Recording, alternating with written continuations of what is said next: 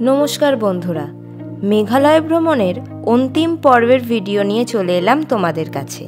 আগের পর্বের ভিডিওতে তোমরা দেখেছিলে আমরা তিরশি জলপ্রপাতে বিকেলবেলা এসে পৌঁছেছিলাম। এই ভিডিওতে তিরশি ওয়াটারফলস ঘোরার ভিডিও থাকবে তোমাদের জন্য। বেশ অনেক উচ্চতা এই জলপ্রপাতের। তিরশি জলপ্রপাতের ইতিহাস থেকে জানা যায় যে এই জলপ্রপাতের নামকরণ করা হয়েছে তিরশি নামে, যিনি একজন সাহসী যোদ্ধা ছিলেন, যিনি বীরত্বের সাথে যুদ্ধ করে তার ভূমি রক্ষা করেছিলেন। বছরের পর বছর ধরে জলপ্রপাতটি ভ্রমণকারীদের জন্য প্রশান্ত। জলরাশির পাশে বিশ্রাম নেওয়ার জন্য একটি অভয়ারণ্য রূপান্তরিত হয়েছে। বেশ ভালোই জলরাশি দেখতে পাচ্ছি জলপ্রপাতে। জলপ্রপাতের সামনে গিয়ে অনেকেই ফটোশ্যুট করছে। জলপ্রপাতের সামনে খানিকটা অংশ জুড়ে জল জমে আছে। এই সময়ও বেশ ভালো আছে, তবে বর্ষাকালে আরও ভালো লাগবে। জলপ্রপাতের জায়গাটিতে সূর্যের আলো এসে পৌঁছতে পারছে না একদম। বেশ ভালো লাগছে আমাদের সবার। আসলে সমগ্র মেঘালয় জুড়েই অনেক জলপ্রপাত দেখা যায়, প্রত্যেকটি একদম আলাদা একে অপরের থেকে, কিন্তু সময়ের অভাবে সব দেখা যায় না। আমরা আজকে দুটো ওয়াটারফলস কভার করতে পেরেছি। এই জলপ্রপাত দেখেই আজকে শিলং ফিরতে হবে আমাদের। কালকে আমাদের বাড়ি যাবার ট্রেন। এই ওয়াটারফলসগুলির সামনে খুব ভালো ফটোশ্যুট হয়। বর্ষাকালে এই জলপ্রপাত আরও ভয়ঙ্কর আকার ধারণ করে, তখন অনেকেই স্নান করে এখানে। এখনও দারুণ লাগছে জলপ্রপাতটি। তিরশি জলপ্রপাত পশ্চিম জয়ন্তিয়া পাহাড়ে অবস্থিত। জোহাই থেকে এই জলপ্রপাত মোটামুটি 12 কিলোমিটার দূরে অবস্থিত। এই জলপ্রপাত অনেকটা শিলংয়ের এলিফ্যান্ট ওয়াটারফলসের মতো দেখতে, কিন্তু এটির উচ্চতা ওটির থেকে 3 গুণ। সত্যি দারুণ লাগছে নিচ থেকে ওয়াটারফলসটি দেখতে। পর্যটকদের মধ্যে জনপ্রিয় হলেও কিন্তু এখন কোনো খাবার দাবার বা জলের দোকান পাওয়া যাবে না খুঁজে, তাই এগুলি নিজেদেরই ক্যারি করতে হবে। তিরশি জলপ্রপাত ঘোরবার জন্য আদর্শ সময় ভাবা যায় বর্ষাকালকে। খুব সাবধানে এই জলপ্রপাতের কাছে যেতে হবে, না হলে পিছল হতে পারে। জুতো ভালো পরে আসা আবশ্যক। আমাদের অবশ্য এই সময়ও এসে যথেষ্টই ভালো লেগেছে। জলও যথেষ্ট আছে। তিরশি জলপ্রপাতও পর্যটকদের মধ্যে এখন বেশ ভালোই জনপ্রিয়। আমরা অনেক ফটোশ্যুট করে নিলাম এখানে। জলপ্রপাতের বেশি সামনে যাওয়া নিরাপদ হবে না। যত দূর থেকেই সাবধানে দেখা যাবে ততই ভালো, না হলে পাথরে পা পিছল খেয়ে যে কোনো সময় দুর্ঘটনা ঘটতে পারে। মেঘালয়ে জলপ্রপাতগুলির মধ্যে এই জলপ্রপাত অন্যতম। যদি তোমরা ওয়াটারফলসের সামনে দাঁড়িয়ে ছবি তুলতে চাও বা স্নান করতে চাও, তাহলে এই জলপ্রপাত খুব পছন্দের হবে। মেঘালয়ের জলপ্রপাতগুলির মধ্যে এটি খুব পরিচিত নয় পর্যটকদের মধ্যে। আমিও আসবার আগে জানতাম না এই জলপ্রপাতের কথা, তবে এর সৌন্দর্য একদম অন্যরকম।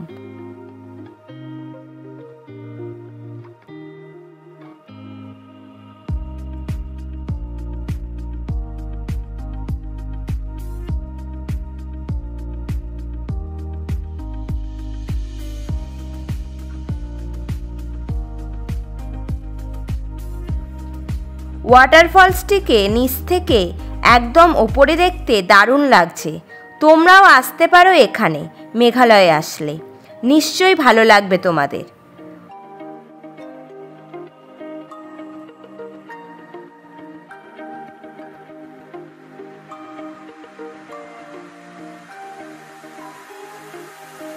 দূর থেকেও গোটা ওয়াটারফলসটি দেখতে ভালোই লাগছে। আমরা ভেবেছিলাম ওয়াটারফলসে জল থাকবে কি থাকবে না, কিন্তু আমরা এসে দেখছি প্রচুর জল রয়েছে এই সময়। বেশ আনন্দ করলাম আমরা সবাই।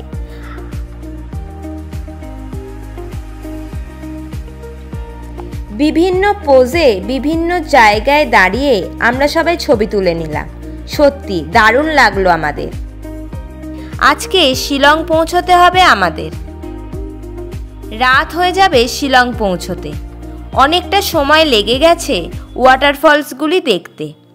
সময় থাকলে আরও একটি স্পট কভার করা যেত। সময় যে কিভাবে চলে যাচ্ছে বোঝাই যাচ্ছে না। এবার আমরা এগিয়ে চললাম। দিকের ভ্যালিটি অসাধারণ লাগছে। এই পাহাড়ি রাজ্যে এই প্রথম দেখলাম এত বড় এলাকা জুড়ে শুধুই চাষাবাদ হচ্ছে। বিকেলবেলা দারুণ লাগছে এখন ওয়েদারটা। সরু রাস্তা ধরে এগোতে থাকলাম আমরা। চারিদিকে বড় বড় গাছ ও বড় বড় পাথর রয়েছে। আমরা ছোট ব্রিজ ধরে এগিয়ে চললাম। একটা শিলাখণ্ডে এই তিরশি জলপ্রপাতের সম্বন্ধে তথ্য দেওয়া আছে। এই জলপ্রপাতের রাস্তাটি খুব সুন্দর করে তৈরি করা হয়েছে। বেশ ভালো লাগছে সবার। রাস্তারও একটি সৌন্দর্য আছে। পর্যটকদের কোনো অসুবিধাই হবে না। অনেকটা নিচে নামতে হবে এই যা। আমরা এগিয়ে চললাম জলরাশির ওপর দিয়ে নির্মিত সরু ব্রিজ দিয়ে। এই ব্রিজগুলি বেশ আকর্ষণীয় এখানে। এই জলপ্রপাতের এই পথটি অন্য কোথাও দেখা যাবে না।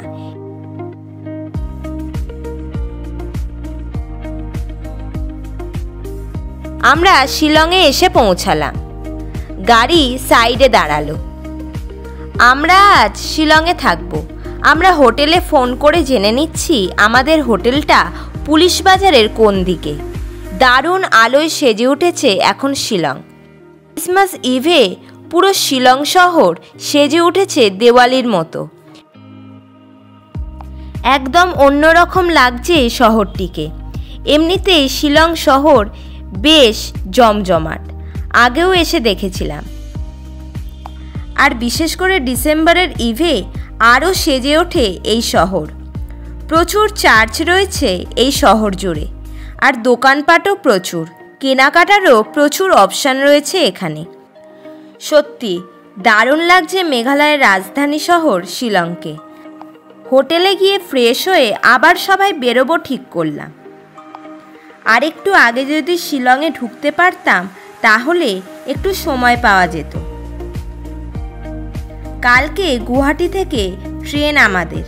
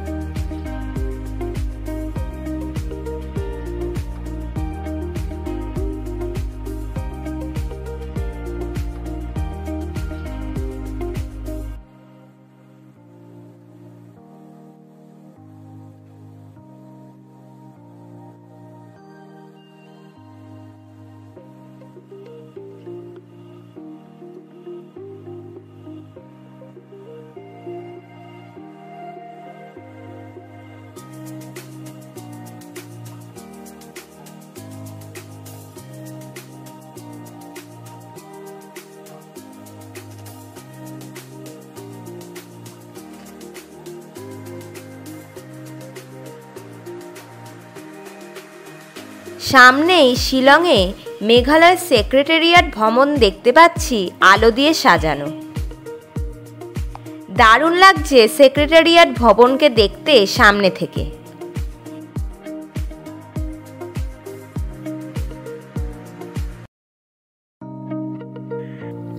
সামনে রয়েছে বড় জাতীয় পতাকা। রাস্তায় আজ গাড়ি ঘোড়ার দারুণ চাপ। খুব ধীরে ধীরে আমাদের গাড়ি এগোচ্ছে। অনেক সময় লেগে যাচ্ছে একটু এগোতে। সামনে রকমারি সব বেলুন বিক্রি হচ্ছে। সেই যেন আমাদের এখন যেমন দুর্গাপুজোর সময় হয়, সেই দুর্গাপুজোর মতো ভাইব পাওয়া যাচ্ছে। রাস্তায় সুন্দর করে আলোর গেট লাগানো হয়েছে। বেশ জমকালো ব্যাপার। আসলে এই সময় না আসলে বুঝতেই পেতাম না এ সময় এত সুন্দর করে পুরো শহর সাজানো হয়।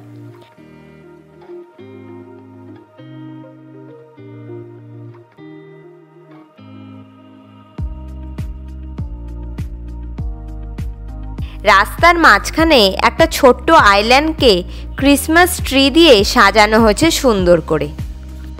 এটি একটি রাস্তার মাঝে আইল্যান্ডের মতো বা বড় রাস্তার মোড়ও বলা যেতে পারে।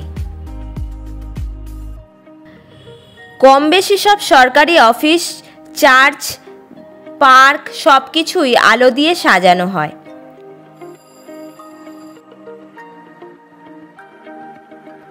বেশ অন্যরকম ব্যাপার একটা। এতদিন আমরা ফাঁকা ফাঁকা জায়গায় ঘুরেছি, আর শিলংয়ে পুরো জমজমাট একদম। গাড়ি ঘোড়ার বিশাল চাপ এখানে।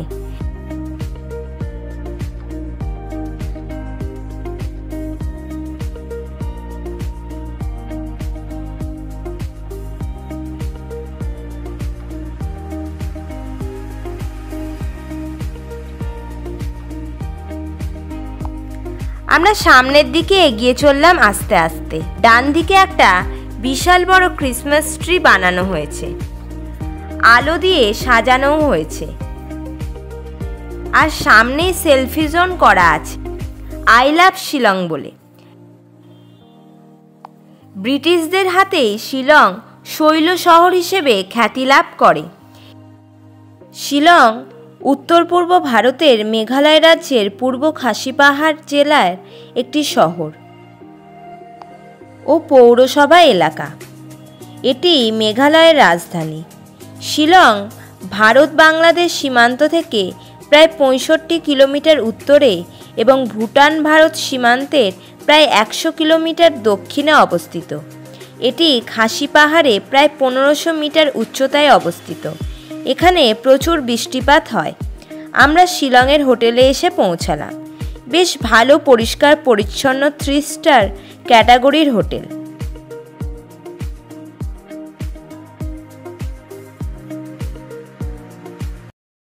আমরা চাবি নিয়ে হোটেলের রুমে প্রবেশ করলাম। ঢুকেই বাম দিকে বাথরুম। বাথরুমটি খুব পরিষ্কার আর গিজারও আছে। ঠিকঠাক মনে হচ্ছে সব কিছু। একটা এলসিডি আছে ডান দিকে, আর বিছানাও খুব পরিষ্কার। একটু ফ্রেশ হতে হবে এখন। কাল সকাল পর্যন্ত থাকতে হবে এখানে। ফ্রেশ হয়ে আবার বেরিয়ে আসলাম রুমের থেকে। একটু শিলং ঘুরে দেখব আর কিছু কেনাকাটা করব। হোটেলটা আমাদের সবারই পছন্দ হয়েছে খুব। অ্যাকোমোডেশনও ভালোই লাগলো। আমরা সিঁড়ি দিয়ে নিচে নেমে এলাম। সামনে একটা ফাঁকা করিডোর আছে, বিভিন্ন রঙের আলো দিয়ে সাজানো আছে। বেশ ভালো লাগবে সবার। রিসেপশনটিও বেশ সাজানো গোছানো আর পরিষ্কার পরিচ্ছন্ন। আমরা রাস্তায় এসে উঠলাম। ক্রিসমাসে এই সময় হোটেলও সুন্দর করে সাজানো হয়েছে। আমরা এবার শিলংয়ের মার্কেটের কাছে যাব সবাই। আমরা এসে উঠেছিলাম পুলিশ বাজারের কাছে 3 স্টার ক্যাটাগরির হোটেল আইল্যান্ড পার্ক রেসিডেন্সিতে।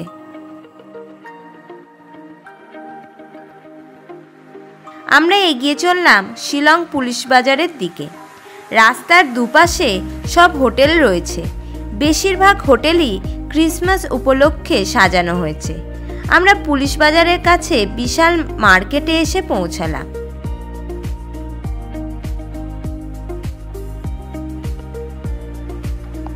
বড় বড় দোকান যেমন রয়েছে, তেমন রাস্তাতেও অনেকে পসার নিয়ে বসেছে। রাস্তায় পর্যটক প্রচুর পরিমাণে রয়েছে। খাবার আইটেমেরও অনেক দোকান রয়েছে। রাস্তাটা দারুণ লাগছে এখানে। রাস্তার মাথা পুরো নীল আলো দিয়ে সাজানো। বেশ অন্য রকমের আবেশ সৃষ্টি হয়েছে। পর্যটকরা দারুণ মজা করছে এখানে। এই রাস্তাটা সোজা বড় রাস্তায় উঠছে।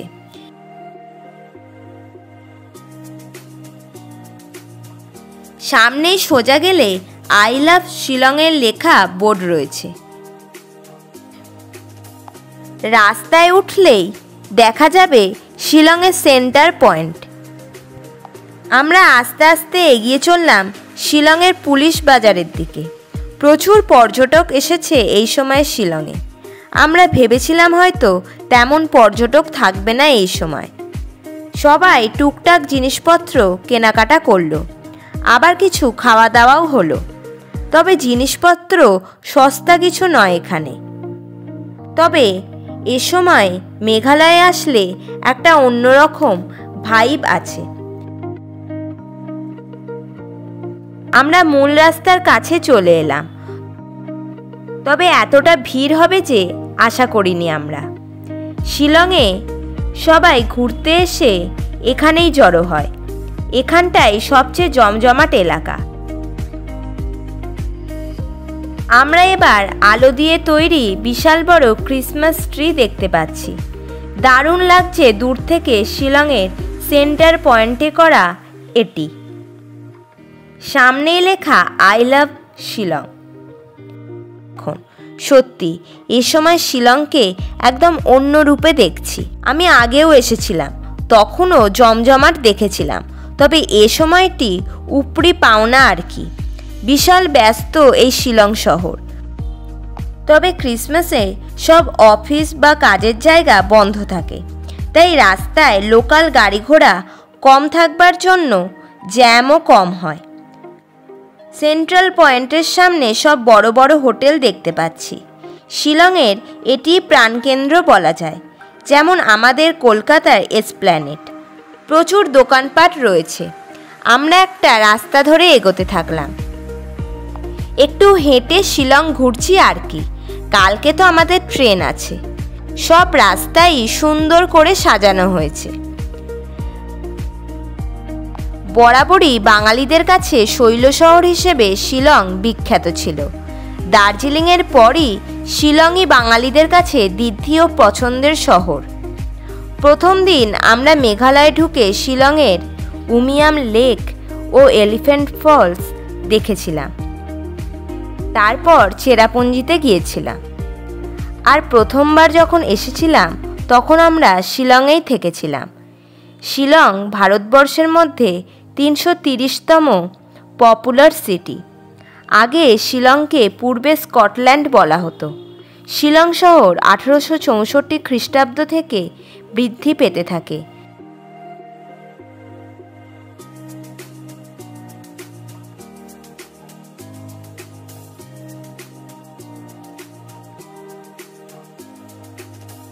আমরা এবার আস্তে আস্তে হোটেলে এসে পৌঁছালাম। ডিনার করে শুয়ে পড়লাম।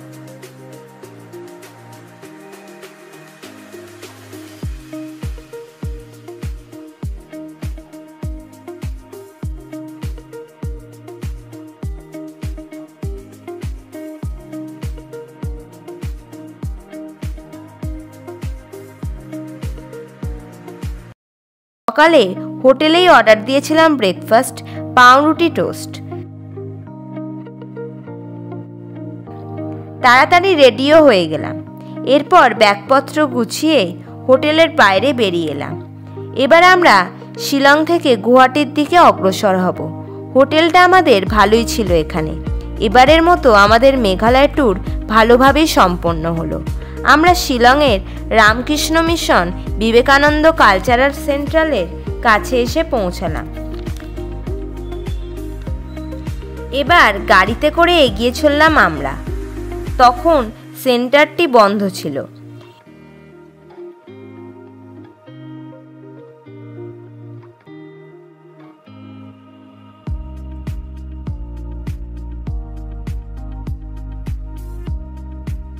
এবার আমরা হোয়াইটস লেকের কাছে চলে এলাম। অনেকের গাড়ি দেখলাম দাঁড়িয়ে আছে। আমরা গাড়ি দাঁড় করালাম না, কেউ দেখতে যাবে না বলে। ব্রিটিশদের অ্যাডমিনিস্ট্রেশন অফিস থাকবার জন্য অনেক বাঙালি পরিবার শিলংয়ে বসবাস করতে শুরু করে। এখন অবশ্য আগের থেকে বাঙালি অনেক কমে গেছে এই শহরে। শিলংয়ের সব স্পটগুলি মোটামুটি আমার ঘোরা। আমরা এগিয়ে চললাম। ডন বস্কো মিউজিয়াম বন্ধ থাকবার জন্য আমাদের সেদিন ঘোরা হলো না। মেঘালয় পাহাড় শ্রেণী খুব বেশি উচ্চতার নয়। মেঘালয় পাহাড় শ্রেণীর পরেই সমতল বাংলাদেশের সিলেট এলাকা। আমরা নদীর ব্যারেজ পেরিয়ে এগিয়ে চললাম। বেশি ভিডিও তোলা যায় না এখানে। আমরা গুয়াহাটির দিকে এগিয়ে চললাম। এবার আমরা রাস্তার বাম দিকে সর্দারজিদা ধাবায় এসে দাঁড়ালাম। বেশ বড় ধাবাটি দেখে মনে হচ্ছে। আমরা লাঞ্চ করে নিলাম এখানে। লাঞ্চ করে আবার এগিয়ে চললাম আমরা। খুব সুন্দর ন্যাশনাল হাইওয়ে, গুয়াহাটি থেকে শিলং যাবার রাস্তা। ডবল লেনের হাইওয়ে পুরো, আর যানজট নেই একদম। খানিকক্ষণের মধ্যে আমরা গুয়াহাটিতে এসে পৌঁছালাম। শিলং থেকে গুয়াহাটি যেতে 4 ঘন্টার বেশি সময় লেগেছে। আমরা গুয়াহাটিতে পল্টন বাজারে গীতাঞ্জলি হোটেলে এসে উঠলাম। একদম বাজারের মূল রাস্তার ওপর আমাদের হোটেল। মোটামুটির মধ্যে ভালোই হোটেলটি। এখন আলো বেশ ভালোই আছে। আমরা আবার খেতে চলে এলাম পল্টন বাজারের কাছে মাদার্স কিচেনে। দেখা যাক কীরকম খাবার দাবার এখানে।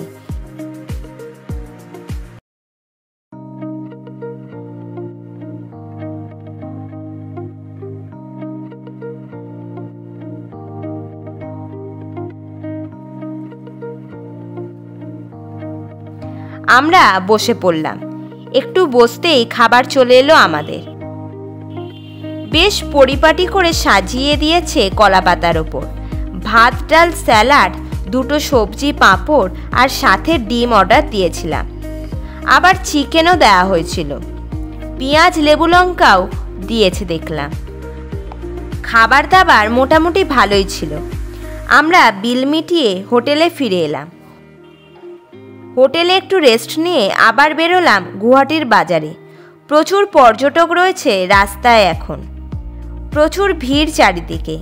আমরা কিছু কেনাকাটা করে নিলাম। খানিকক্ষণ পর ডিনার করে ব্যাগ নিয়ে চলে এলাম গুয়াহাটির রেল স্টেশনে। সঠিক সময় ট্রেন ছেড়ে দিল। আমরা ঘুমিয়ে পড়লাম।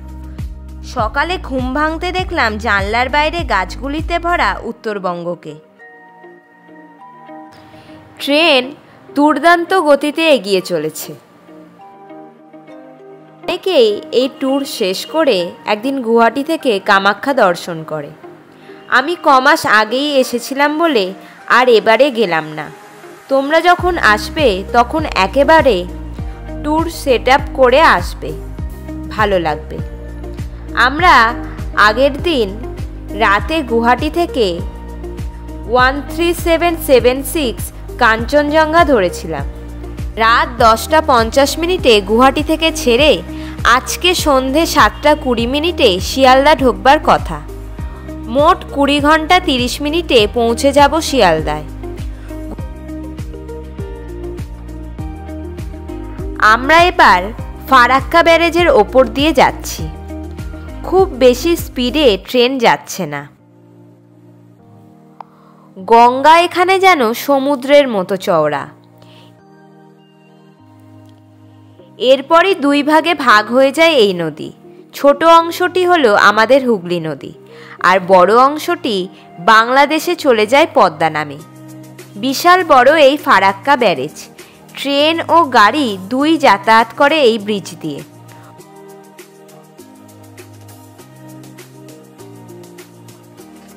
1961 খ্রিস্টাব্দে এই বাঁধ নির্মাণের কাজ শুরু হয়ে শেষ হয় 1975 খ্রিস্টাব্দে। সেই বছর 21শে এপ্রিল থেকে বাঁধ চালু হয়। ফারাক্কা বাঁধ 2280 মিটার বা 7350 ফুট লম্বা, যেটা প্রায় $1 বিলিয়ন ব্যয় করে সোভিয়েত ইউনিয়নের সহায়তায় বানানো হয়েছিল। বাঁধ থেকে ভাগীরথী হুগলি নদী পর্যন্ত ফিডার ক্যানেলের দৈর্ঘ্য 25 মাইল বা 40 কিলোমিটার। 1950 ও 1960-এর দশকে কলকাতা বন্দরের কাছে পলি জমা একটা বড় সমস্যা হয়ে দাঁড়ায়। এই পলি ধুয়ে পরিষ্কার করার জন্য ফারাক্কা বাঁধ গঙ্গার 40,000 ঘনফুট পার্শ্বে জল হুগলি নদীর অভিমুখে চালিত করে। হিন্দুস্তান কনস্ট্রাকশন কোম্পানি বাঁধ তৈরি করে। বাঁধটিতে মোট 109টি গেট রয়েছে। ফারাক্কা সুপার তাপবিদ্যুৎ কেন্দ্রের জল এই বাঁধ থেকেই সরবরাহ করা হয়। এই বাঁধের ওপর দিয়ে 34 নম্বর জাতীয় সড়ক ও রেলপথ করা আছে, যা কেবল উত্তরবঙ্গ ও দক্ষিণবঙ্গকেই নয়, ভারতের উত্তর পূর্ব অংশকে বাকি ভারতের সঙ্গে জুড়তে বড় ভূমিকা পালন করে। এই বাঁধের মূল উদ্দেশ্য ছিল জলের অভাবে হারিয়ে যেতে বসা গঙ্গার শাখা নদী ভাগীরথীকে পুনরায় গঙ্গার জলে পুষ্ট করা। দিন দিন নাব্যতা হারিয়ে যাওয়া কলকাতা বন্দরকে পূর্বরূপে কর্মক্ষম করে তোলা। ফারাক্কা বাঁধ যোগাযোগের ক্ষেত্রে গুরুত্বপূর্ণ ভূমিকা পালন করে। এরপর বেনিডাঙ্গা স্টেশন পেরোলাম। তীব্র গতিতে ট্রেন এগিয়ে চলেছে। এবার এসে পৌঁছালাম রামপুরহাট জংশন স্টেশনে। এখন 2:48 বেজেছে। এরপর মল্লারপুর পেরোলাম আমরা। এবার দুপুর 3:32 আমরা সাঁইথিয়া জংশন স্টেশনে পেরোলাম। এবার আমরা আহমেদপুর জংশন দিয়ে যাচ্ছি। এখন দুপুর 3:44 বাজে। বেশ ভালোই অভিজ্ঞতা নিয়ে ফিরছি আমরা। এখন মনে বাড়ি ফেরবার আনন্দ আমাদের সবার। প্রতিবারই ঘোরার শেষে এরকম হয়। তোমাদের মেঘালয় সিরিজ কেমন লাগলো অবশ্যই কমেন্ট করে জানিও।